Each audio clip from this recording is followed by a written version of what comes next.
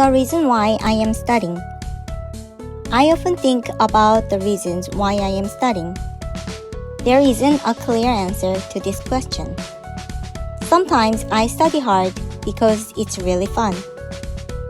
I don't know why I think studying is fun, but sometimes I think learning new things is a happy thing. And sometimes studying hard is the most important thing for students. So I promised I should study really hard and do my best. However, recently, I study hard to live happily ever after. How can I live happily ever after? I have an idea. It is my own thought, but I think I can live happily if I marry a perfect husband.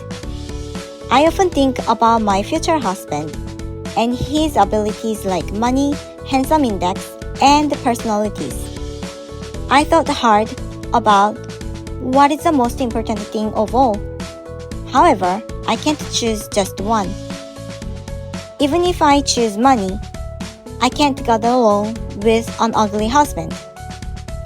If I choose good looking, his personalities can be a mess. And even if I choose personalities, I can't live with a poor husband. So, I think I have to live with a perfect husband. So I have to be perfect and have enough abilities. And that is why I'm sure that I have to study hard.